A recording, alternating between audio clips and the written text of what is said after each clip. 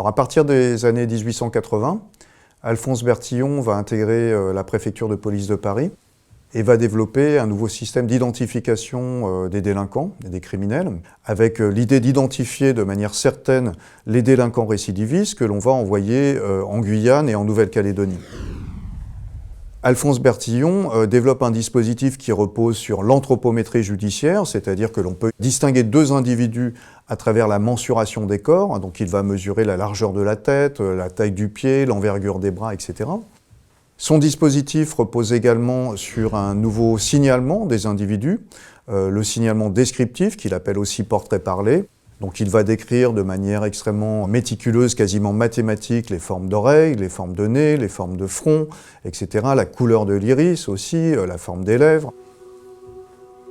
Le troisième pilier de son dispositif, c'est le relevé des stigmates corporels, les tatouages, les grains de beauté, les marques de brûlure que l'on peut trouver sur le corps des individus et qui permettent de les distinguer les uns des autres.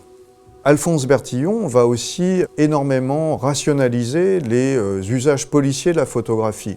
Il a inventé notamment la photographie face-profil, la photographie judiciaire que l'on connaît tous, mais il va également développer tout un tas d'inventions dans le cadre d'un atelier photographique qu'il va mettre en place à partir de 1888 sous les comptes du Palais de Justice. Il va développer par exemple la photographie métrique de scènes de crime qui permet de documenter et de bien gérer les scènes de crime en photographiant les cadavres, les indices que l'on peut retrouver sur ces scènes de crime. Il va développer aussi également la photographie à des fins de surveillance ou de contrôle des populations. Par exemple, il va confectionner des petits carnets qu'on appelle des carnets DKV pour identifier, repérer dans l'espace public, surveiller même par exemple les anarchistes. Il va développer la photographie descriptive des objets pour agrandir des objets sur lesquels on peut trouver des traces invisibles à l'œil nu, par exemple des traces digitales ou des traces de pas, etc. Et puis, Bertillon va développer aussi quelque chose qui est beaucoup moins connu.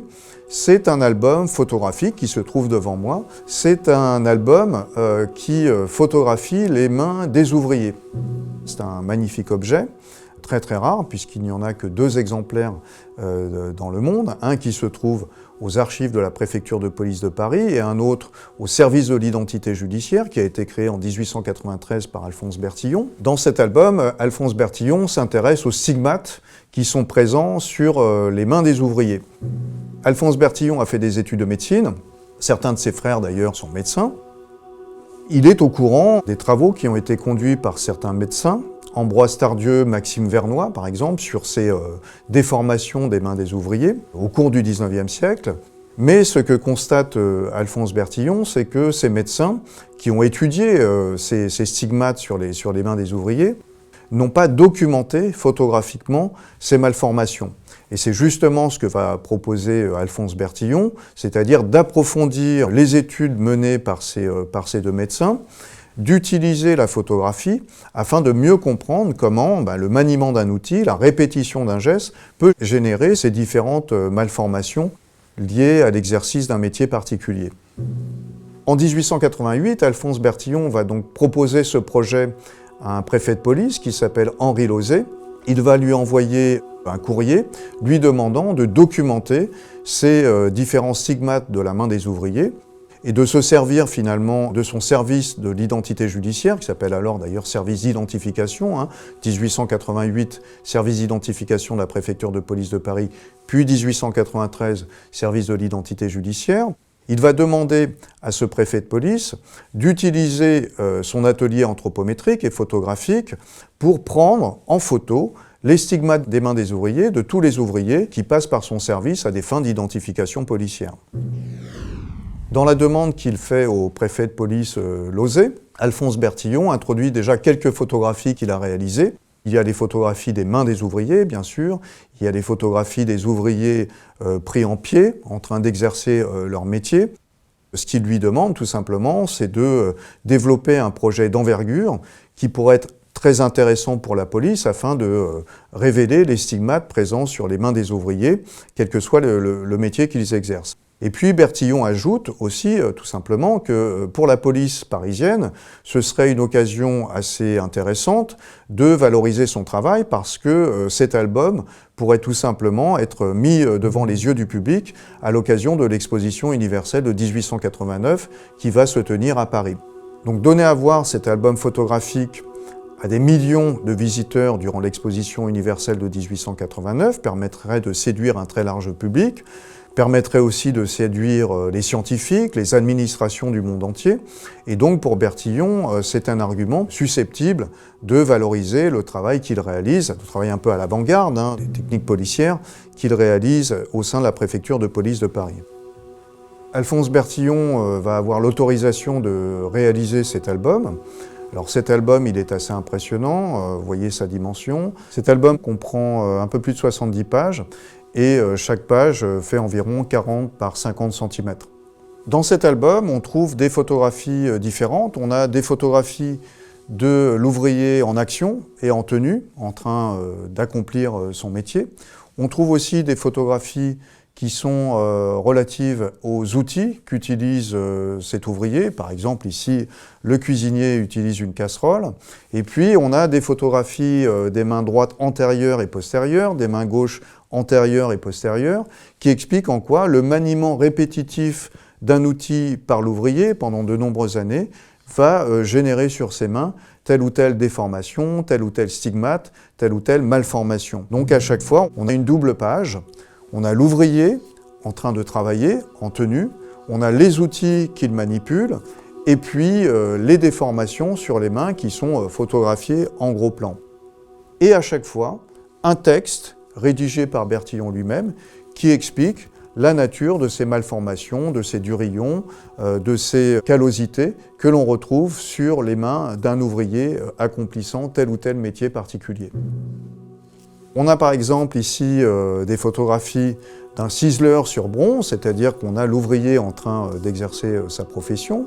On voit très bien comment l'ouvrier manipule un instrument qui est caractéristique de son métier, et puis comment la répétition d'un geste particulier génère à la fois à l'intérieur et à l'extérieur des mains des malformations particulières. Et puis ici, le petit texte très précis.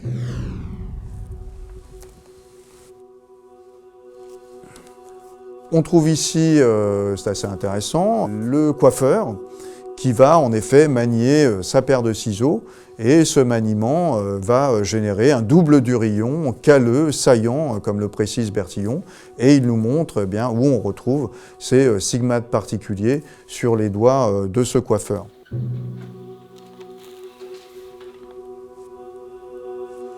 Alors, cette double page concerne par exemple des machinistes de théâtre. Donc on les voit ici en action, en train de déplacer des décors au sein de théâtres, certainement parisiens. On voit ici un mégisseur-tanneur en action. On a aussi des métiers un peu plus originaux, par exemple mouleur sur corne. Un métier qu'on a peut-être un petit peu oublié, palissonneur en gants. Passementier, c'est assez intéressant. Ici, on voit un passementier dans l'accomplissement de son travail, et puis on a un gros plan aussi de ce passementier, et comme d'habitude, les différentes malformations sur les deux mains de ce type d'ouvrier.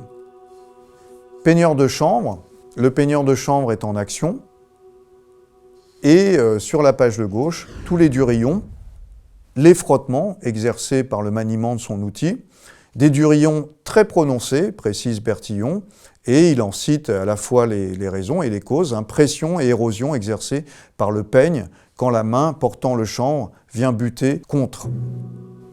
On voit ici un peintre en bâtiment, on le voit montant sur une sorte d'escabeau en train de peindre une porte, et le maniement de son pinceau va générer, explique Bertillon, aussi des stigmates particuliers à ce type d'ouvrier. Ici, une page assez originale puisqu'il s'agit d'un pianiste et Bertillon précise que l'exercice du piano procure de très légers épaississements épidermiques sur le bord inféro-externe de l'extrémité du pouce et sur le bord inféro-interne de l'auriculaire, ainsi que sur l'extrémité inférieure des 3 autres doigts, occasionnés par le frottement contre les touches du piano. Et il détaille ici ces stigmates à travers ces 4 visuels. On a ici les raboteurs de parquet, avec bien sûr une position, une posture au travail assez particulière, et le maniement de certains instruments, de certains outils propres à ce métier.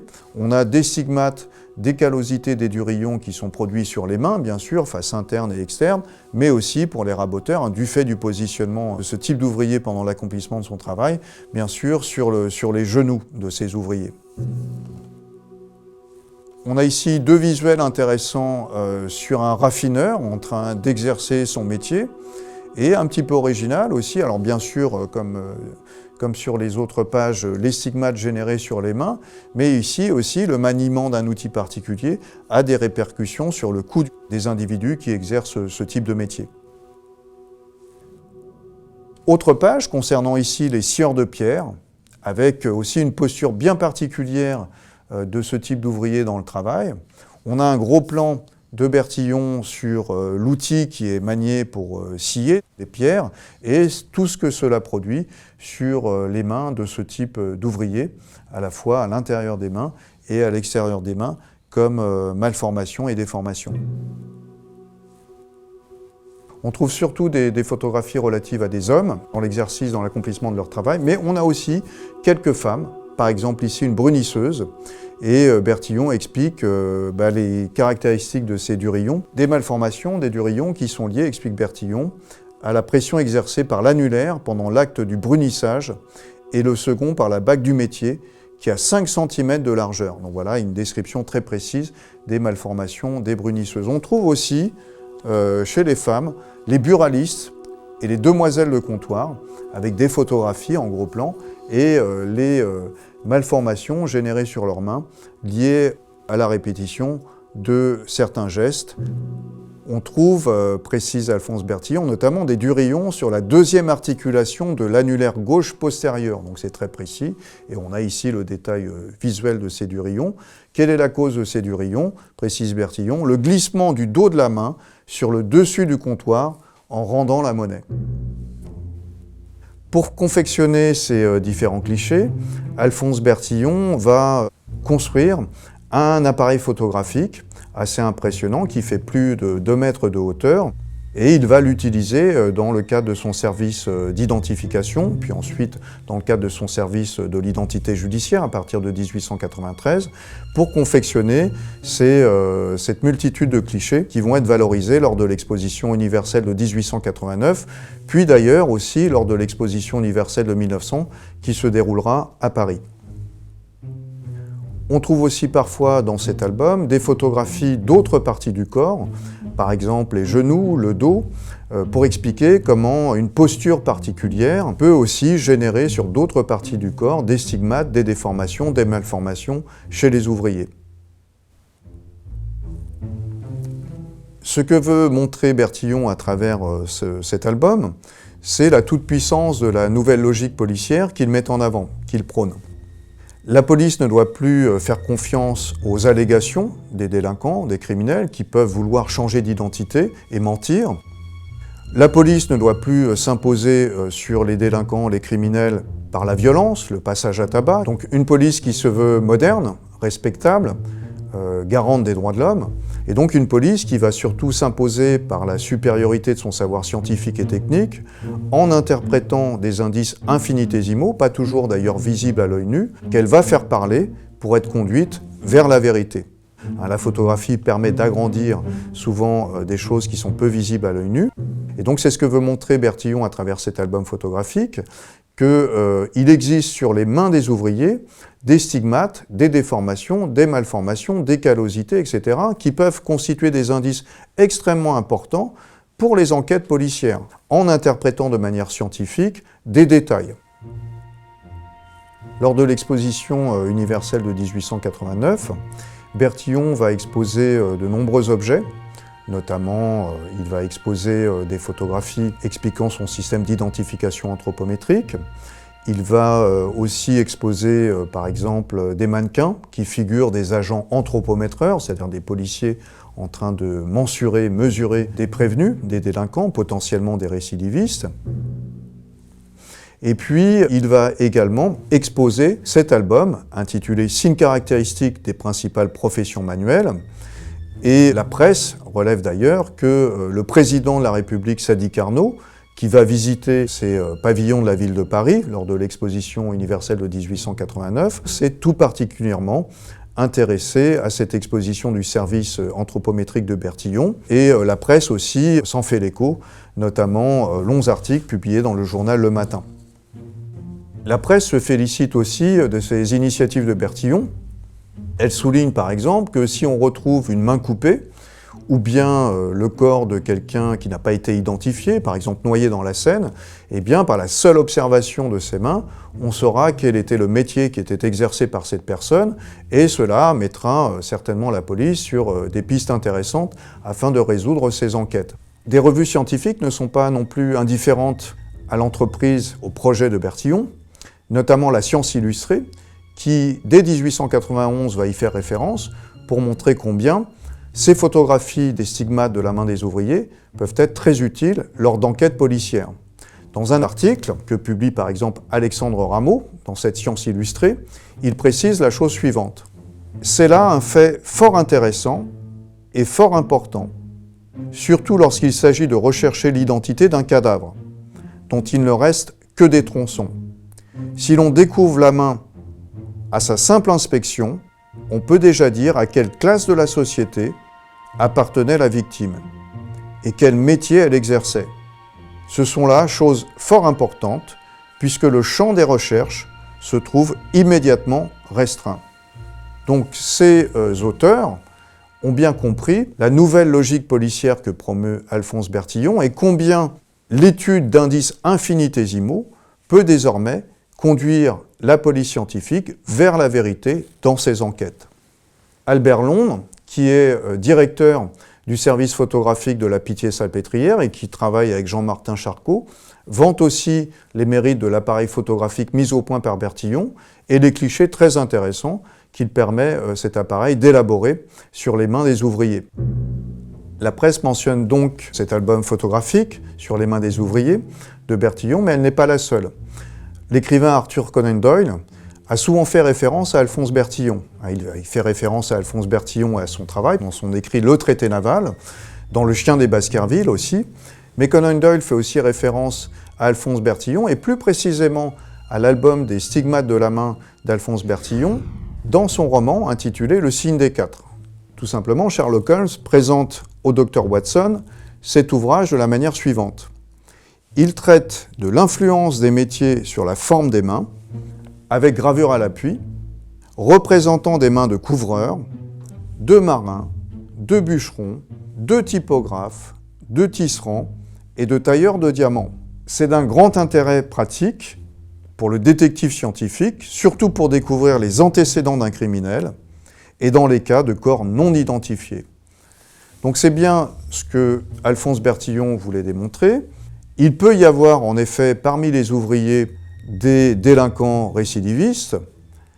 Il peut y avoir aussi des corps inconnus, non identifiés, et observer les stigmates sur les mains des ouvriers permettra éventuellement de mettre la police sur certaines pistes à l'occasion de leurs enquêtes.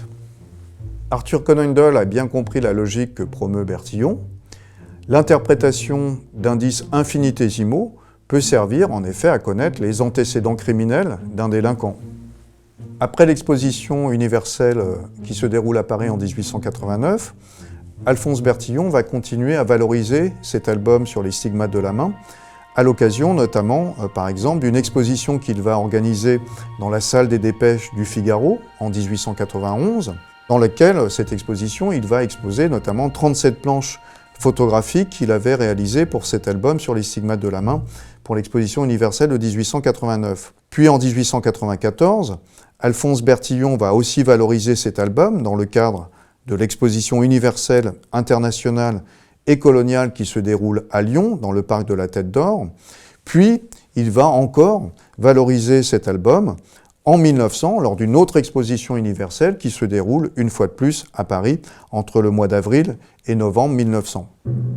À partir de la fin du XIXe siècle et du début du XXe siècle, Alphonse Bertillon, avec d'autres, Francis Galton, Juan Vucetich notamment, va jouer un rôle important dans l'identification des personnes à travers l'interprétation des traces et des empreintes digitales. Mais ce que l'on constate aussi, c'est qu'il va jouer un rôle tout aussi déterminant dans l'identification des personnes tant vivantes que décédées à travers l'interprétation des stigmates des mains de ces personnes. Ces recherches vont influencer d'autres domaines, la médecine, la criminologie, l'anthropologie même, où on va voir se développer tout un tas d'études sur les mains des ouvriers. Dans plusieurs revues médicales, en effet, on va voir se développer des publications concernant les stigmates de mains des ouvriers, alors différentes professions, et on va voir aussi de plus en plus, à partir de la fin du XIXe siècle, les archives d'anthropologie criminelle publier des textes relatifs à ces enjeux de l'identification des personnes à travers les mains et les stigmates que comportent les mains des ouvriers. Alexandre Lacassagne, qui a fondé les archives de l'anthropologie criminelle, publie lui-même des textes en la matière. Il va s'intéresser par exemple aux signes professionnels comme étant à ses yeux d'intéressants signes d'identité. Donc on retrouve dans plusieurs de ses publications l'intérêt qu'il porte au travail de Bertillon en mentionnant combien les signes que l'on retrouve sur les mains des ouvriers peuvent servir en effet à l'identification des personnes tant vivantes que décédées. En confectionnant cet album sur les stigmates des mains des ouvriers et déformations professionnelles, Alphonse Bertillon ne veut-il pas signifier que finalement les classes laborieuses sont des classes potentiellement dangereuses ou qu'elles sont peut-être plus portées que d'autres classes sociales à commettre des délits ou des crimes? En effet, on trouve dans certains écrits de Bertillon, par exemple l'identité des récidivistes et la loi sur la relégation, on trouve des phrases assez étranges rédigées par Bertillon. Il écrit par exemple que finalement les usurpations d'identité sont à ses yeux surtout le fait d'ouvriers, d'individus qui travaillent dans des établissements, je le cite, dans des établissements insalubres, d'engrais, de fabriques de blancs de céruse. Donc il y a cette idée qui est formulée par Bertillon qu'en effet, la délinquance, à ses yeux quelquefois, est très liée au monde ouvrier.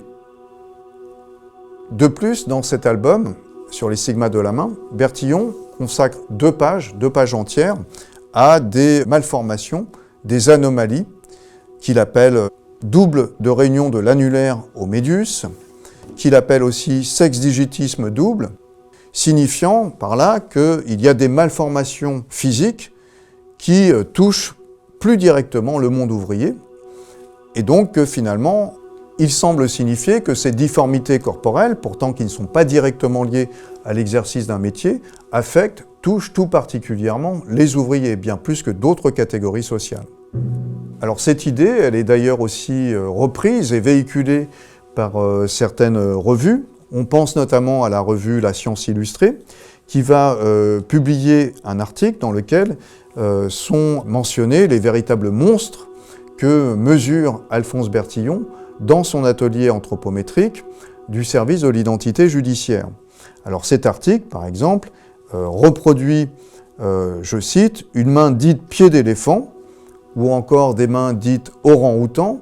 On trouve aussi dans cet article les mains d'individus, je cite, atteints par la folie des grandeurs, ou que ronge le délire de persécution. La seconde page de cet article n'est composée que par des photographies reproduites en grand format. Elle révèle les faces palmaires et dorsales de mains caractérisées par des malformations. Ces visuels ne sont alors accompagnés que par la légende suivante, je cite, « Quelques mains du musée d'anthropométrie, mains à 2 doigts liés et mains à 6 doigts vus sous les 2 faces ». Donc on a souvent cette idée que le monde ouvrier, les tromperies identitaires, la délinquance, la criminalité, les difformités physiques sont amalgamées dans un nouveau regard policier, qui est un regard bertillonien, on peut le qualifier ainsi, qui est porté sur les mains. Donc on a ce mélange entre criminalité, difformité, tromperie identitaire et monde ouvrier. Pour autant, Alphonse Bertillon à son époque, prend ses distances avec la théorie du criminel né, qui est avancée par le célèbre criminologue italien Cesare Lombroso.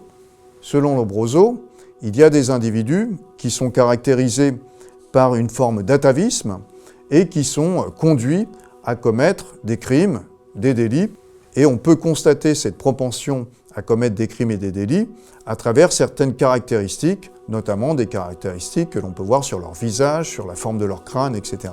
Selon la théorie de Lombroso, des particularités anatomiques, mais aussi congénitales, peuvent être mises en lumière iconographiquement, notamment à travers la photographie, afin de révéler une forme d'atavisme criminel. Autrement dit, il y a des formes de crâne, des caractéristiques du visage de certains individus qui signent leur propension à commettre des crimes, parfois des crimes très graves. Bertillon prend très vite ses distances avec Lombroso, il n'adhère pas du tout à cette théorie du criminel né. Par exemple, dans un article intitulé « La bosse du crime », que va publier en janvier 1892 le journal Le Matin, Bertillon, qui est interviewé, explique la chose suivante. « Vouloir, au point de vue anatomique, caractériser le criminel m'a toujours paru être une illusion. » Donc on voit bien la distance ici que Bertillon prend avec Lombroso, Cesare Lombroso. Il n'adhère pas du tout à cette théorie du criminel né qui connaît alors un très grand succès à travers l'Europe et même le monde entier. Et étonnamment, c'est le travail produit par Bertillon, cet album confectionné sur les stigmates professionnels des mains des ouvriers, qui va permettre indirectement, on va l'expliquer, de porter un coup fatal à cette théorie lombrosienne du criminel né, et qui va permettre à Bertillon, finalement, de ridiculiser ce grand criminologue italien aux yeux de tous. En effet, en janvier 1907, est retrouvée morte une jeune fille d'une douzaine d'années. Elle a été non seulement violée, mais tuée à Paris. On découvre assez rapidement la personne qui l'a tuée. Le criminel, devenu célèbre, s'appelle Albert Soleillant. Il a été rapidement arrêté. Il va être embertillonné, mesuré par Bertillon, photographié par Bertillon, et il va bien évidemment être condamné pour ce meurtre. Cesare Lombroso va publier un article dans le journal Le Temps. Dans cet article, il va expliquer qu'il a étudié de manière très attentive les mains de Soleillant et il a découvert de nombreuses anomalies sur ses mains. Ces anomalies seraient propres, selon Lombroso, au criminel né. Lombroso indique par exemple que la main droite de Soleillant a l'aspect, je le cite, de ce qu'en névropathologie on appelle la main de singe, laquelle peut être observée, cette main de singe, chez la plupart des épileptiques, je cite Lombroso, chez la plupart des idiots et chez la plupart des criminels nés. Le journal La Petite République va cependant rapidement révéler une information importante dans un article publié le 1er août 1907. Les mains soi-disant de Soleillant, étudiées par Lombroso, ne sont pas les mains de Soleillant. Et pour étayer son argumentation, ce journal précise que ces mains ne sont pas celles de Soleillant selon les propres déclarations d'Alphonse Bertillon. Ce sont des clichés de cet album, signe caractéristique des principales professions manuelles, qui a été réalisé par Alphonse Bertillon à partir de 1888-1889. On a par exemple des photographies qui concernent les mains d'un écorcheur de mouton, mais aussi des photographies d'un laveur de voiture. Donc ce sont ces photographies des mains des ouvriers que Lombroso a pris pour les mains de Soleillant. Ces photographies de cet écorcheur de mouton et de ce laveur de voiture ont été transmises par Bertillon à un journaliste qui voulait réaliser un roman feuilleton sur Soleillant. Alphonse Bertillon ne souhaitait pas transmettre les photographies de Soleillant à ce journaliste, et donc, pour le satisfaire, il a tout simplement transmis ces photographies de ce laveur de voiture et de cet écorcheur de mouton pour satisfaire ce journaliste. Ce journaliste a ensuite certainement transmis ces photographies à Lombroso pour lui demander son avis sur les mains de Soleillant. Et donc Lombroso s'est déterminé en fonction de photographies qui n'étaient aucunement les mains de Soleillant, mais tout simplement les photographies de mains d'honnêtes travailleurs qui avaient été insérées par Bertillon dans cet album Photographie sur les stigmates de la main. Le 10 août 1907, Cesare Lombroso va publier lui-même un article intitulé « Réponse à M. Bertillon ». Lombroso affirme que Bertillon a tout mis en œuvre, qu'il a finalement œuvré volontairement pour discréditer sa théorie du criminel né. Et cet article intitulé « Réponse à M. Bertillon » se termine de la façon suivante. « C'est d'une manière bien différente qu'un homme qui se respecte doit traiter un homme qui a voué toute sa vie à la science. » Toutefois, le mal est fait, car une très large partie de la presse française va alors utiliser cette erreur grossière commise par Lombroso afin de discréditer aussi totalement sa théorie du criminel né. Indirectement, Bertillon a joué un très mauvais tour à Lombroso et la presse va dès lors le dénoncer comme étant un véritable imposteur, comme ayant constamment diffusé des thèses fumeuses sur l'hérédité criminelle, sur l'état physique du criminel né. On trouve par exemple des propos extrêmement virulents dans le quotidien antisémite La Libre Parole, qui va qualifier par exemple Lombroso d'illustre criminaliste youpin qui s'est laissé mystifier comme un serein. À la même époque, le journal L'Aurore dénonce aussi les écrits vraiment peu scientifiques de Lombroso et se moque tout particulièrement de l'erreur grossière qu'il a commise lors de cette expertise des fausses mains de Soleillant. L'intransigeant le représente sous la forme d'un dessin. Lombroso est représenté en astrologue qui lit l'avenir dans les signes de la main des criminels. La presse locale n'est pas en reste. La Dépêche de Toulouse écrit notamment que Lombroso est lui-même victime de déformations professionnelles. L'Express du Midi est lui aussi extrêmement virulent, puisqu'il va publier un article intitulé « Charlatanisme », dans lequel on peut lire notamment « Ce vieillard asphyxié d'encens ne doit absolument rien comprendre à la joyeuse et formidable tuile tombée sur sa vieillesse enivrée et sur sa gloire démolie ». Donc on constate que les articles publiés dans la presse régionale et locale sont tout aussi véhéments, tout aussi virulents que ceux publiés dans la presse nationale. La presse satirique est tout aussi railleuse. Par exemple, l'hebdomadaire illustré Le Rire écrit la chose suivante « Voici la théorie du criminel né qui s'effondre dans un éclat de rire universel. » Bien avant son décès en octobre 1909, cet épisode aura donc contribué dans l'opinion publique française, et cela a été énormément véhiculé par la presse, à sonner symboliquement le glas du savant, de l'illustre savant, criminologue Cesare Lombroso, et aussi à propager largement l'idée selon laquelle, en voulant empêcher l'exécution de Soleillant, il s'est finalement exécuté lui-même.